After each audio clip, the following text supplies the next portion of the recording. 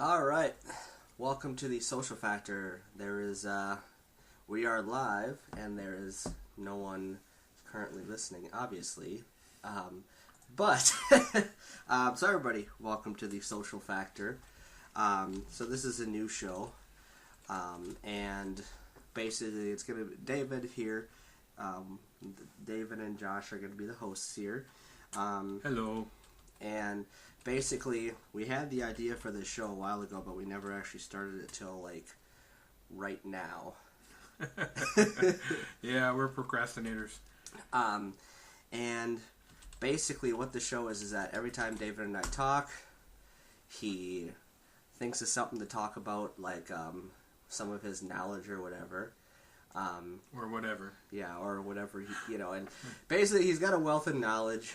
And I said to him, I'm like, dude, why don't we start a radio show and, I ask you questions that I'm wondering, and you tell me about it. Anything that you don't know, we'll just research. So, we came up with the Social Factor, where people can ask questions as well. And if you don't mind me saying real quick, I do like people to... If you hear something you disagree with it, research it yourself and then try to debunk what I said. In my face kind of stuff. I'm okay with it. I'm a big boy. I can take it. I'm not perfect. Sometimes I may misconstrue information. And that happens to the best of us. So if any listeners in the future if you hear something you don't agree with, try to research it. Also, in this day and age, there's a lot of things that people agree with, things that people don't agree with, especially when it comes to religion and the political world. My two favorite subjects. Yeah. So, in that sense, and yes, David does have a lot of political opinions, a lot of religious opinions, but please know that we will not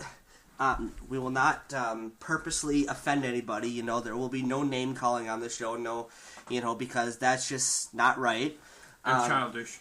It's very childish, yes. And we don't stoop to that level of calling people idiots for not agreeing with opinions and whatnot. Correct.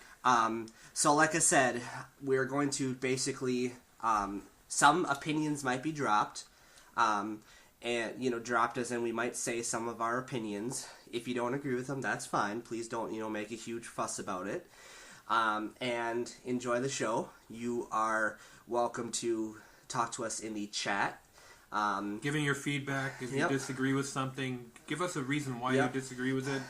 And try to make it as intelligent as possible. Yep. And you can also call into the show. We are going to open the phone lines up in just a second here. You can call into the show at 414-949-5778. And repeat it one more time. That number again is 414-949-5778. And basically, when you call in, we'll push you onto the show live to the show right away, and we'll start chatting with you. You can ask us a question, and we'll try to do the best to answer it. You can state your opinion on stuff.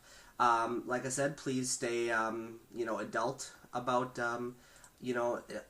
calling. Like if we say something that you don't agree with, you want to call in and talk about your opinion on it.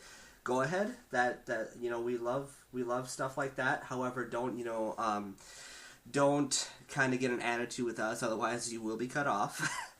Yeah, as long as you can do it in a manner that's respectful and you're not going out of your way to call us names. That's exactly. Cool. And we just want to say that right now. So we are going to open up the phone lines in just a second. I am activating it. I just have to locate it. Yeah. I don't understand why it's being so difficult to locate it. I should just do it this way. You can't see what I'm doing, but bear with me. And at this point, we don't have anyone listening to this, so we're taking our time here. Well, we don't know that because we haven't opened up the chat. Plus, we haven't actually, gotten... You got a missed call. No, that's from someone else. That's from a while ago, dude. Oh, is it? Um, Hi, Kakana Paranormal. Yes. All right. So, why don't for the first show, let's just introduce ourselves and Okay. who we are, our backgrounds. yes. Josh, take the first part, and I'll take the second. And then part. after we do this, then we'll start getting into actual topics. And so first off, I'll introduce myself. My name is Josh Van de Wettering, and I'm 25 years old as of January 2018. You guessed it. I am an author. I've written 2 books so far, working on many more, and I'm the founder of Kakana Paranormal Research Team.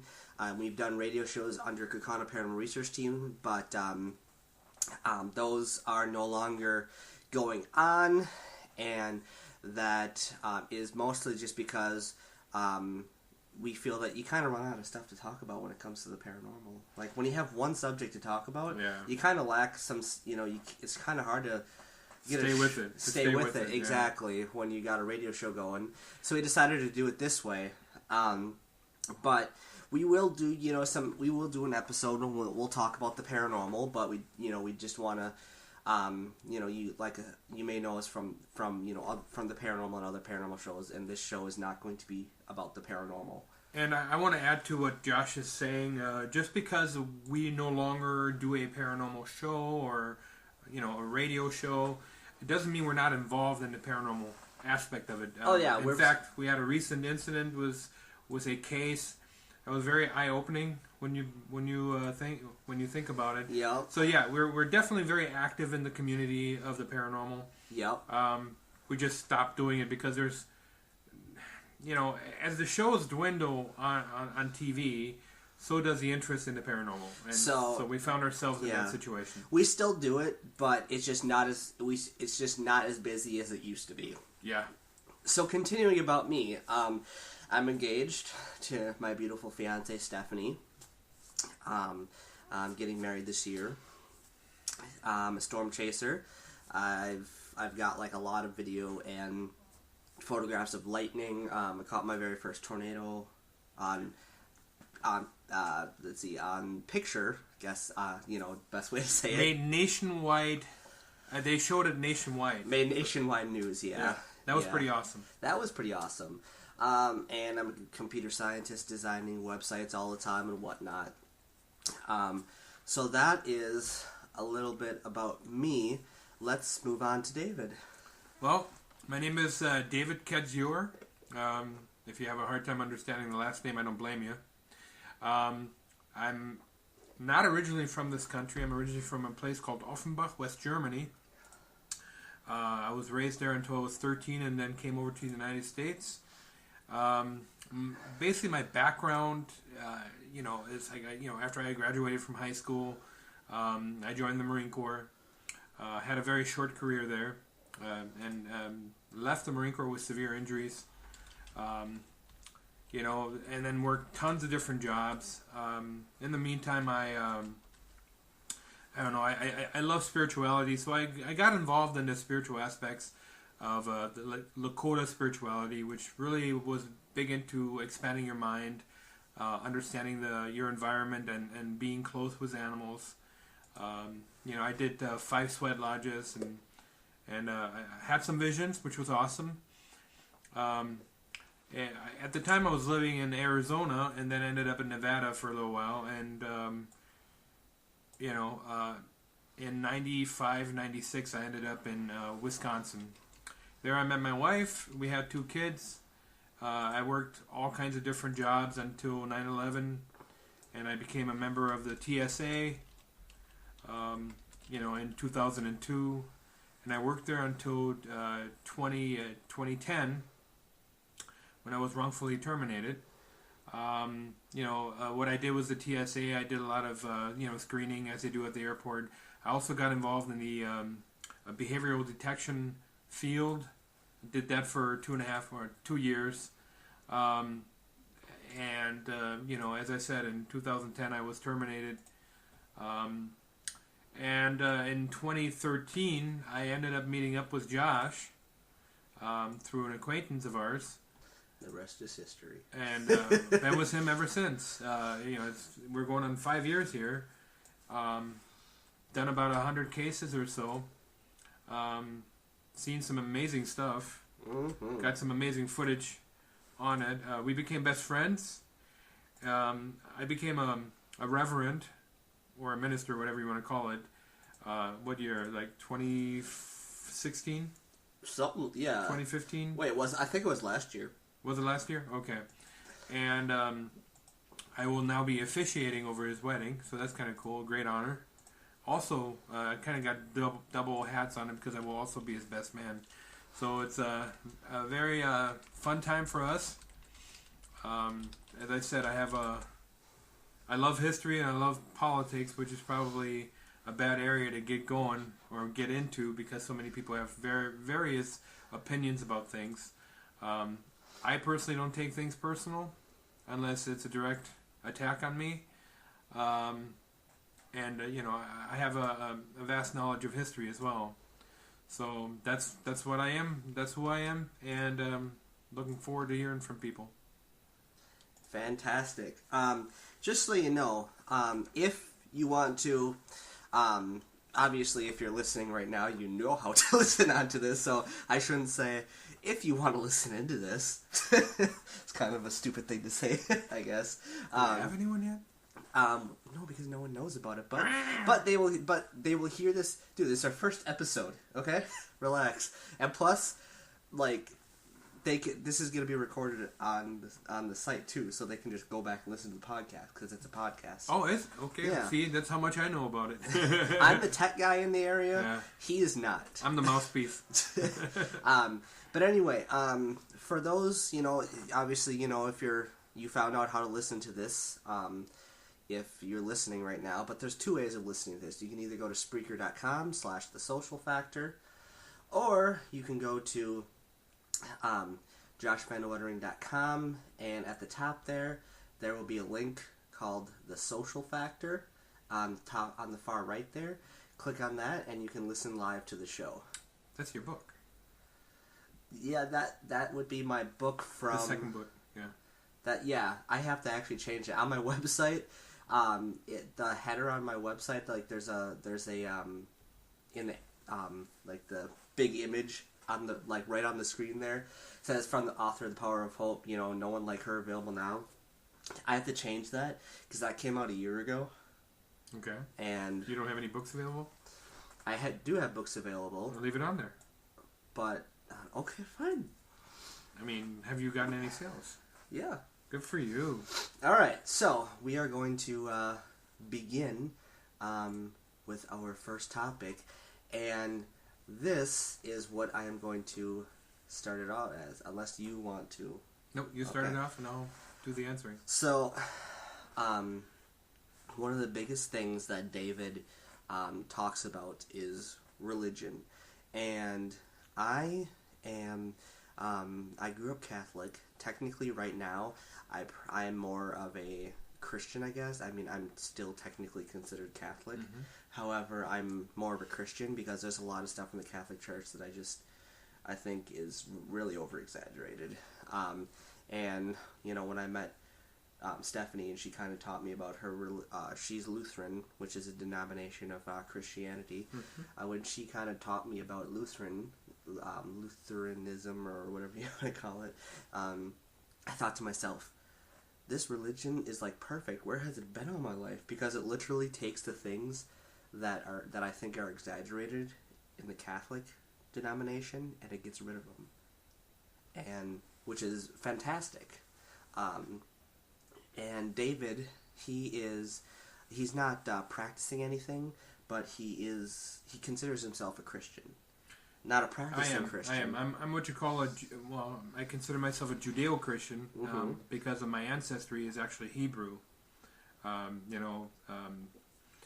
do you say? I mean, my Jewish side comes from Belarus, Minsk, which is White Russia. And, during the time of Stalin and before that, even Lenin, Christianity or any religion was forbidden in the Soviet Union. And that's including all the satellite countries such as Belarus. But my ancestry goes all the way back to the time of David, King David himself. So the lineage goes all the way back to Israel. I was raised around Christianity most of my life, but I also have a little bit of influence from the Hebrew side, the Jewish side. And, as I said, I study spirituality more than I study religion. On a note with Catholicism and Lutheranism, let's remember that the founder of the Lutheran Church was actually a Catholic monk by the name of Martin Luther. And, he disagreed with the hypocrisy of the church. And the unfortunate thing about him was he was very strongly anti-Semitic.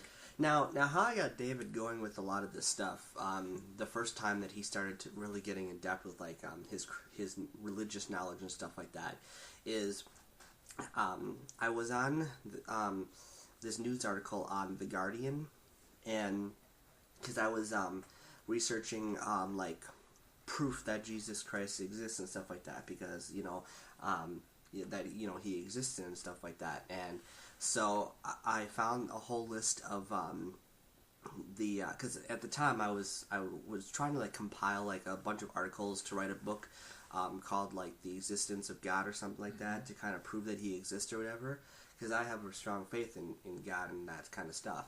So I was on there, and it showed every single pope throughout history. Now, I personally do not consider the Pope as my leader in the church, because there's a lot of stuff that he has changed in the church that I don't agree with. But I respect the guy. But anyway, so it showed a list of every single pope throughout the entire history of the world. The very first pope listed was Saint Peter. So I said to David, I said, did you know that that this kind of proves it, because Saint Peter, it says he was the first pope, because Jesus, or as David calls Yeshua, his true name or whatever, said that he wanted to continue, that he wanted Saint Peter to continue his teaching. So then Saint Peter started the whole Catholic Church or whatever, and he was the very first pope, and then it went down in history. And then David chimed in. Well, here's the deal. A lot of people, and especially the Catholic doctrine, teaches that Jesus was, the first started the Catholic Church, and that's not true at all. In fact, if you look at history, after Yeshua was murdered by the Roman Empire, it took about 300 and some years, I want to say 326 years, before Constantine, who was the emperor of Rome, okay, well, in 313 AD, Emperor Constantine stopped all persecution of Christians. Now, wow, why would he stop the persecution of Christians when he was supposedly a Christian himself? He wasn't. But he was raised, his mother actually raised him to be, a kind of a, she was a Christian, and under a closet Christian. Sorry, That's okay. Sorry. That's okay. So long story short, I believe it was, don't quote me on this, I know it was 326 or 41 or 31, I'm sorry, 331, when Constantine decided to take the Roman Empire and turn it and have a same belief under a Christian ideology, and it became the Catholic faith. Okay, now this is 300 and some years after the death of Yeshua, or Jesus Christ that we call him today. So there's no way in heck that Peter was the first pope. Okay, and here's the thing. There's something we call the Nicene Council. Okay, now you got to remember, around the time. Does that have to do with the Nicene Creed? Well, a Nicene Council was actually the first Catholic Bible. They decided on what was going to be in the Bible out of all the different Christian writings. Okay. Okay. So when the thing about that is, Constantine needed something to unite the nation during a war, during civil war. the Roman Empire was at each other. All these warlords, per se, or the head of these generals, which were the riches of the Roman Empire, were fighting each other at the time, and it was like tearing Rome apart. Now, you had the western region and you had the eastern region. In the eastern region, they were known as Byzantine. Okay, let's go back to the Nicene Council. So they were all kind of ordered by Constantine to write, to take a lot of the Christian writings over the past 300 years, and they had to sort through these things, and they added it what they had. Now, remember this. People of the Catholic faith are actually Christians of the 4th century. Okay? So for 300 years, there were the original Christians. Now, the closest one, there were documents found in Egypt and in Egypt, in Cairo, and also in the Qumran Valley, okay, which I believe is modern day Palestine, okay, or Israel today. And those two, the Nag Hammadi Codex actually is very different from the Bible, and it's older. It's closest. It's 59 A.D., which was like 59 years after the death of Christ. Okay, all right. And then you have the what we call what are they called? What the heck are they called now? The famous writings that were in the Qumran Valley. Is this part of the Bible? Dead Sea Scrolls. Yeah, scrolls. The Dead Sea Scrolls actually are between 65 and 79 A.D. Okay, so the ones found in Egypt are actually older, and of course it has a very different story than what we know today in the modern Bible, which also was edited 4 times. Now here's the thing. Peter was not the Pope, not according to history, not according to the timeline. There's no way. The Catholic Church didn't really exist until the middle of the 4th century. Okay, so there was and by the time that Constantine put an end to persecution of the Christian, there were 80 different sects of Christians. 80 different. So you mean denominations? Denominations. 80 different. There's 80 different denominations of Christianity. By the time that Constantine made it universal. Now, Constantine, the word Catholic means universal. Okay? It means the universal church. And basically, he took all the scriptures from the ancient Christian faith, okay, and brought it to the Nicene Council and says, this is what you guys need to figure out. And what they actually did is they took Christian faith and mixed it with the Roman way, which is the Apollonistic way of, the Jupiters and Venus and Mars and gave them saints' name, okay? And that was a transition phase where they had Romans were willing to change things because, for instance, Christmas in December 25th, I'm sorry, Yeshua was not born on that time. He was actually born in either end of March, early April. Because the story of the star above Bethlehem, if you look at it astronomically, it's not there in the wintertime. It's there in early spring. Okay, the same star, the northern star. Okay, so talking from that point of view, it was edited.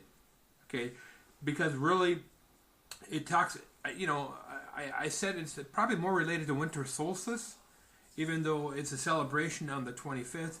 I think the winter solstice is actually on December 21st. The winter solstice is on December 21st. Yeah. So there's like a 5-day gap or a 4-day gap. But it's damn close, and it allowed many Romans to adapt to this new religion that was very familiar to them. Okay, so it was a psychological thing. It also reunified the Roman Empire, so they were able to last a lot longer. Okay, that's all I got to say on that. And then I think this is like a week ago. I was on Facebook, and this one person had shared a post. I've always been interested in the secret to the Vatican, what they keep in there, and let's see, there was this movie with Tom Hanks at the end. Da Vinci Codes. Was it? No, Angels and Demons. Angels and Demons, yes, where it has to do with the Catholic Church, and at the end he the Tom Hanks is in the Vatican, and then the new Pope is announced or whatever, and that's kind of what got me started on the whole like, what is all this, about all the Vatican or whatever. And then the other night, I was on my phone, I was laying in bed, and I saw a video titled "Secrets of the Vatican" that was posted on Facebook. So I'm like, huh. So I clicked on it, and that led me to YouTube. And then I watched a couple of videos on it saying, like, a bunch of stuff that's, like, potentially rumored to be hidden in the Vatican. And one of them was the fact that there could actually be there could actually be descendants of Jesus Christ alive today on Earth. Because they said that... What? I'm one of the descendants. I know, you're one... Because I'm in the line of Judah. I'm genetically speaking. Yeah, and then I thought to myself... and then it said, like, because one of the secrets that are potentially hidden in the Vatican is that Jesus Christ, a lot of people, don't believe that he wasn't married or anything. And I watched this thing saying that he married Mary Magdalene, and they had a kid, okay. and then they said multiple kids. They said so that there is actual descendants of Jesus walking alive on Earth right now. And then I thought to myself, so there's people on this earth where Jesus is their great whatever, 56 times removed, 56 times grandfather or something like that. Correct. And I'm thinking to myself, wow. Okay, now it's funny you mentioned this. This is a very good topic. The reason I say this, I've been scrolling for years through the networks, the internet, trying to find out the truth about the origin of Yeshua, or Jesus. Which, by the way, let's talk about the name. I just told him about it today. Is the name Jesus is only like 200 and some years old. Okay, in a very low levels of the 200 years. And it was basically a Catholic monk that played around with the I and the J.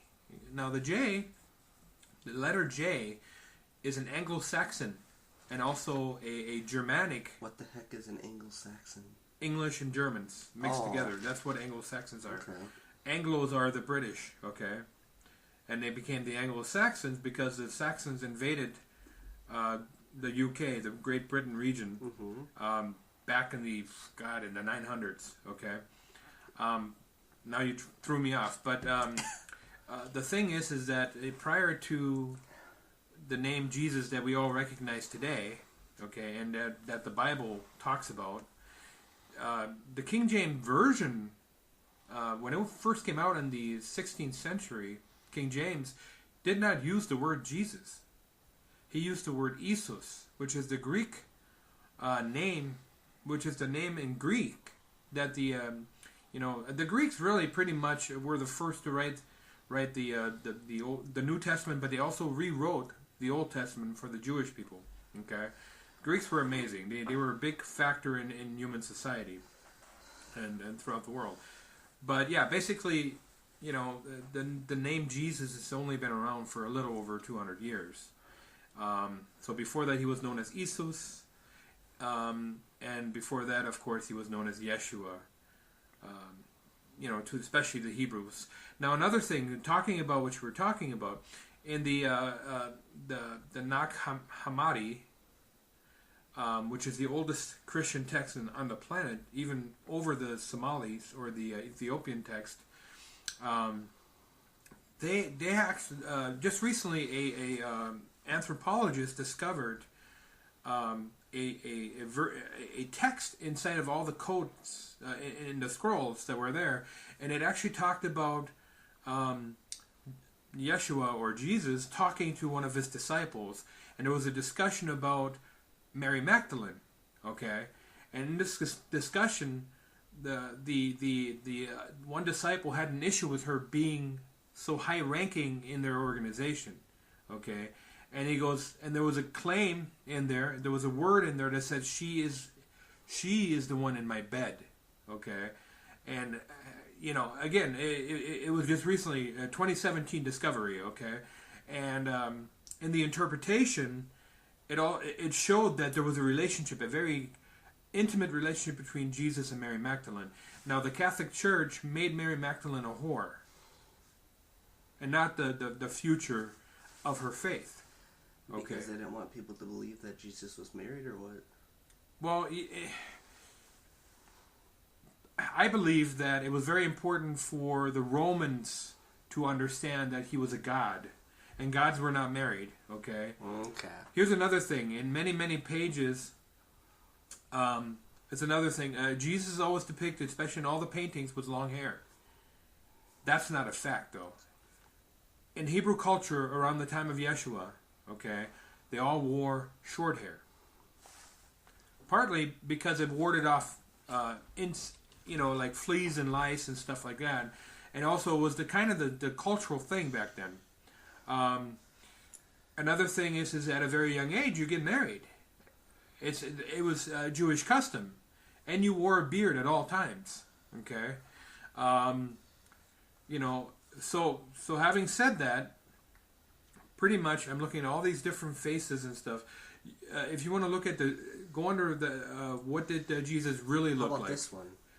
That's even too long. There's one picture of him where the anthropologists anthropologists actually did really look like Josh is looking it up right now. See that? Notice the difference? Oh yeah. Short hair. And that's the thing is for the time, it's in the desert. Fleas were a very common thing.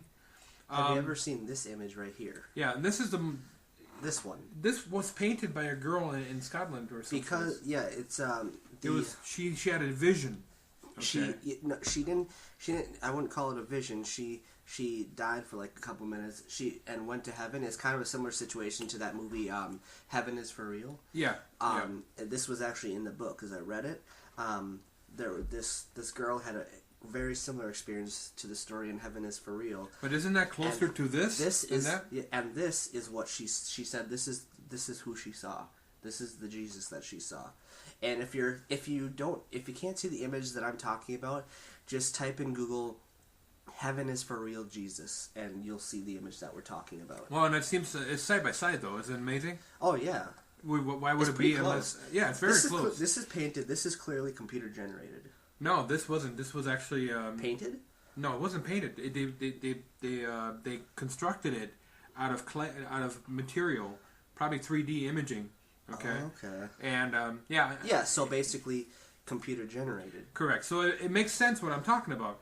There was short hair in that time. It wasn't long. I know it seems irrelevant, but because I was gonna say, I mean, unless it was sculpted by hands. If you're saying it was 3D generated, that means that they literally designed it on a computer and then had a 3D printer design it. Exactly, so. That's exactly what they did. Now here's the thing. One thing a lot of people don't understand is that the Jews, as you call them, as the world calls them, are actually Semitic people, just like the Arabs are. Okay, we're pretty much related to each other, and over the millennia, things have changed, locations have changed. And here's the thing. Based on our family tree, and from what I heard from my relatives on my mom's side, we're actually descendants of the House of David. Okay, and the House of David is the most famous people are King David himself. That's why it's called the House of David. And his ancestor by the name of Yeshua. Okay, today in modern day Jesus. And so apparently I have some of that blood in my blood, or some of their blood in my blood. Another thing that you'll find is that it is believed that Yeshua and David actually had negative Rh factors. Okay, meaning you have AB blood types. B blood types, exactly. But I carry O negative. It's believed that Yeshua carried O negative, and it's also believed that King David carried AB negative. Okay, and that's been through research and stuff like that. You said it's also believed that the royal family are descendants of Jesus. Well, that's another thing. And again, talk about the O negative and the other negative factors. When I say the royal family, I'm talking about Windsor. I'm talking about the British monarchy, the House of Windsor. Yep. Yeah, Yeah. Also, yeah. So the House of Windsor is believed to actually be a descendant of that lineage as well. So I could probably be related to them as well. But here's the thing: through generations of inbreeding, okay, let's be honest, they do look kind of goofy, okay. And that's the thing you don't want to do. That if they were Jewish, they wouldn't be inbreeding. It's against the Torah, okay. But you know the European monarchs, of course, they always believe that keep it within the family is better. So yeah. Now, looking at these two images, which one would you say most resembles what what the Virgin Mary would have looked like? the far left, This one? not the other one. This one? Yep. Yeah. And how do I know it? Because she actually looks almost Arabic.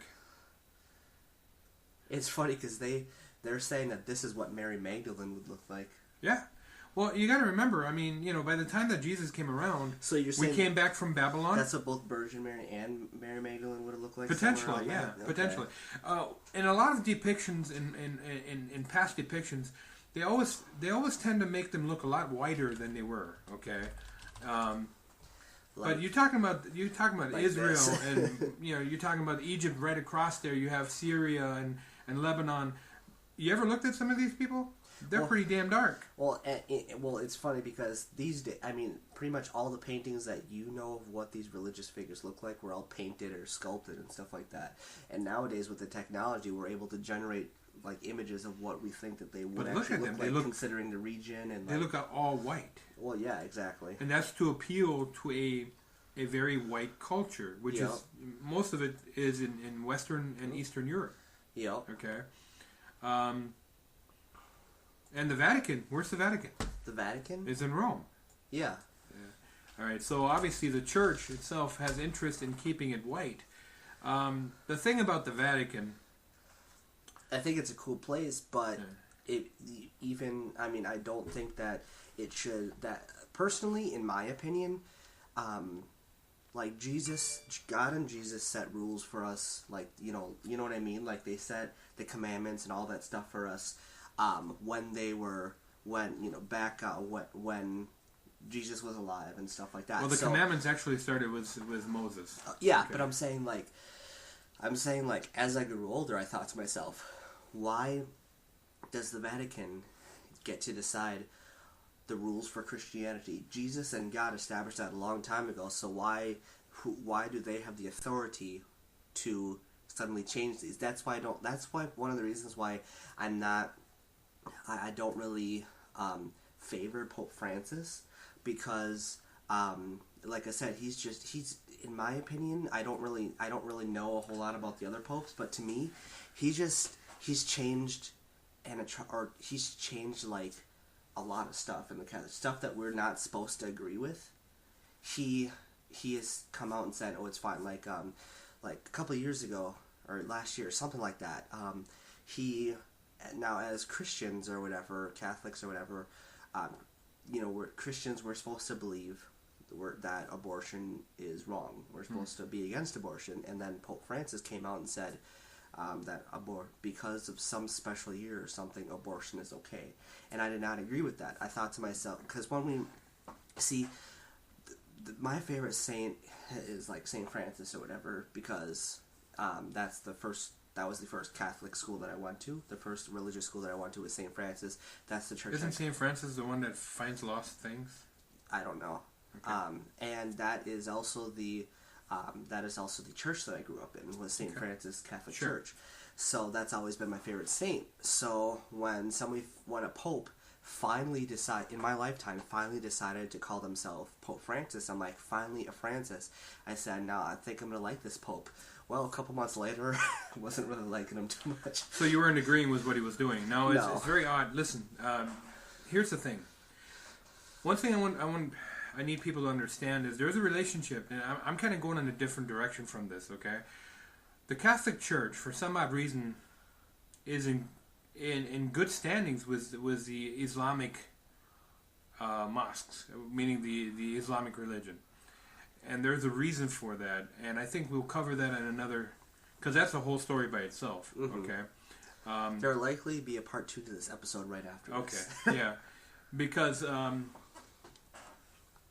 as far as Pope Francis, I mean, there are a lot of conversation about him for being such a modern pope, for excusing things we consider sins. Okay, as you have said. Now, I don't know enough about him. I will tell you though that the Catholic Church is one of the most powerful churches on the planet, and is politically involved in many different continents. Okay, and here's what my statement of the Catholic Church is. My statement of the Catholic Church is that Rome won the war, okay, and the battles. They went from the eagle to the butterfly, all right?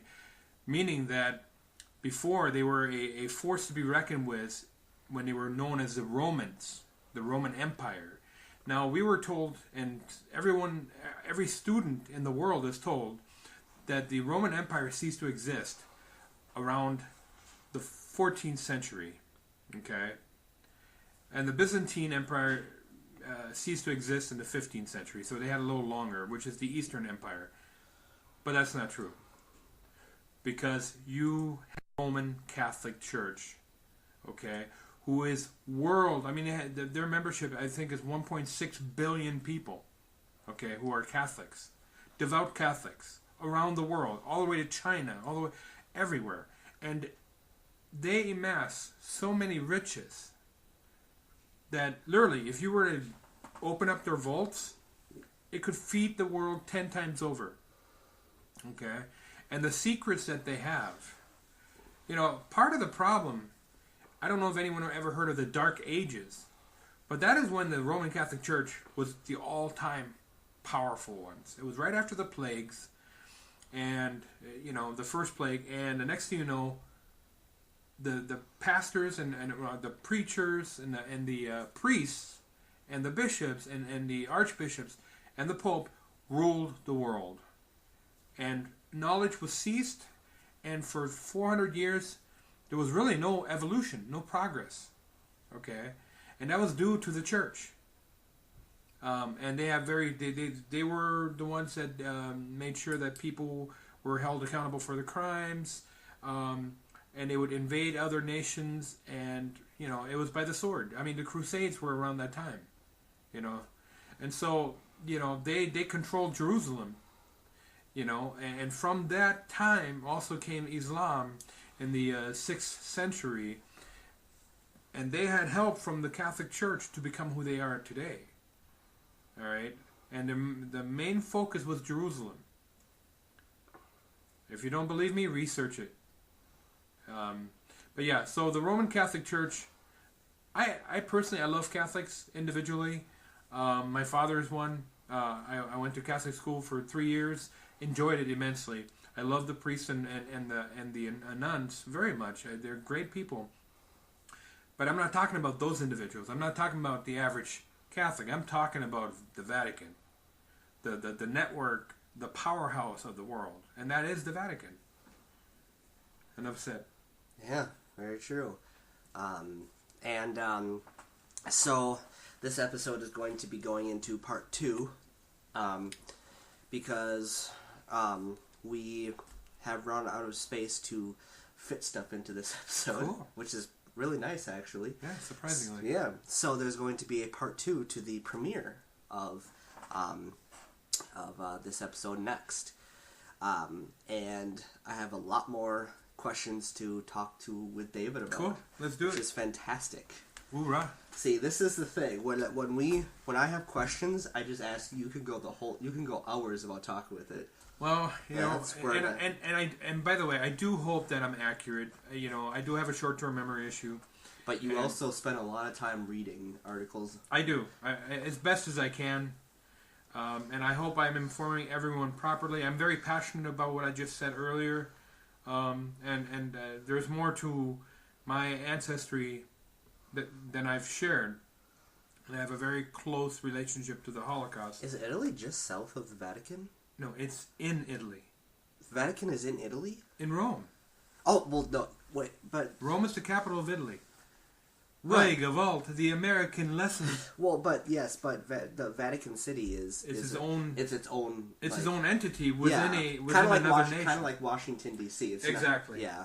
All right. Only it's older than Washington D.C. Yeah. All right. So we will be right back with part 2 of season 1, episode 1. Awesome. Let's do it.